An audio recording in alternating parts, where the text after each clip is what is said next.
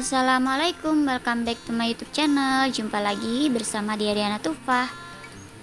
Di video-video sebelumnya ada beberapa pembahasan seperti cara mengelola keuangan penghasilan harian, trik cara mengatur dana anggaran belanja rumah tangga, anti tikung atau over budget, dan pembahasan-pembahasan lainnya.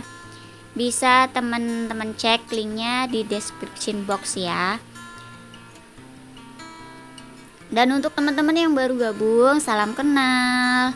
Mohon dukungannya ya. Setelah nonton durasi 3 menit lebih, bisa klik tombol like, subscribe supaya channel aku semakin berkembang dan aku makin semangat bikin video-video selanjutnya. Jangan lupa aktifkan juga tanda lonceng notifikasinya supaya tidak ketinggalan video-video terbaru dari aku. Jangan lupa tinggalkan jejak di kolom komentar ya, supaya kita bisa saling bersilaturahim. Di pembahasan kali ini aku mau membahas tentang alokasi gaji 3 juta per bulan berdasarkan persentase dan bisa kasih jatah bulanan ke orang tua. Gimana caranya? Seperti biasa, simak videonya tanpa di skip supaya tidak ada informasi yang terlewatkan.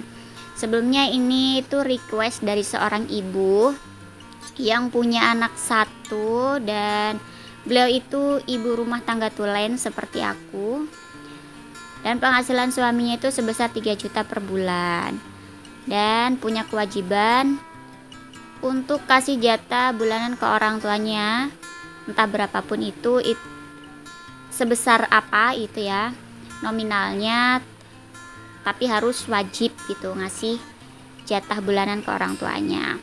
Oke, langsung aja ke pembahasan. Di sini aku sarankan 25% untuk kontrakan. 25% dari 3 juta adalah 750. Ini pas, nggak kurang nggak lebih untuk biaya bulanan kontrakannya ya moms. Kemudian yang kedua, 27% untuk kebutuhan harian seperti token listrik 100.000 per bulan, belanja bulanan 300.000. Cukup tidak cukup, pasti cukup ya, asalkan kita bijak menggunakannya. Kemudian belanja mingguan 400.000. Itu masih sisa 10.000 bisa dialokasikan ke biaya tak terduga. Yang ketiga, 15% untuk dana darurat dan investasi. Investasinya yaitu BPJS untuk 3 orang sebesar 105.000.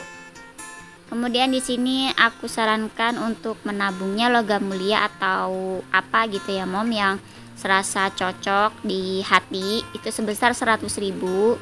Dan untuk tabungan biaya sekolah anak sebesar 134.500 dan masih sisa 100.000 itu untuk biaya tak terduga, misalnya nih bannya bocor atau pampers anaknya habis gitu ya. Apa kabar hari Kalau pakai ini? pampers, Semoga tapi sehat beliau selalu tidak pakai tanpa pampers. kurang suatu apapun dan dimuliakan selalu hidupnya. Semoga yang sakit segera sembuh, yang terlilit hutang semoga Allah lunaskan. Sekarang kembali ke pembahasan. Dan di sini yang keempat adalah 8% dari 3 juta itu untuk dana sosial sebesar 240.000 totalnya. Itu untuk arisan bulanan keluarga sebesar 100.000 per bulan. Kemudian iuran sampah 25.000, iuran keamanan 20.000. Dan dari dana sosial sebesar 8% tersebut masih sisa 95.000. Sisanya itu bisa digunakan untuk sedekah. Alhamdulillah ya mom, sedekah sudah terpenuhi, kebutuhan sehari-hari udah terpenuhi, untuk bayar kontrakan juga sudah terpenuhi, untuk dana darurat dan investasi juga sudah terpenuhi. Sekarang untuk tabungan dan jatah bulanan orang tua itu sebesar 15%. 15% dari 3 juta itu adalah 450.000. 450.000 ini aku saranin untuk jatah bulanan orang tuanya sebesar 250.000, dan masih sisa 200.000 itu bisa ditabung untuk tabungan hari tua. Alhamdulillah tabungan hari tua punya jatah bulanan untuk orang tua sudah terpenuhi, sedekah pun bisa, kebutuhan hari-hari terpenuhi, untuk bayar kontrakan dan investasi juga ada ya Mom, udah terpos-pos masing-masing, punya tabungan biaya untuk daftar sekolah anaknya nanti. Alhamdulillah banget. Dan yang terakhir nih, yang terakhir adalah 10% sisa dari semuanya tadi ya Mom. Nah, 10% dari 3 juta adalah 300.000. Maaf belepotan. Ini untuk gaya hidup. Misalnya jajan anaknya, atau hangout nih, makan di luar malam mingguan. Ya, walaupun gak setiap malam minggu ya. Atau bisa juga nih untuk liburan sebulan sekali kemana gitu ya. Walaupun cuman ke taman, beli angkringan atau apa gitu, yang penting kan happy. Karena bahagia itu sederhana, nggak harus mahal, nggak harus mewah. Karena menjaga kewarasan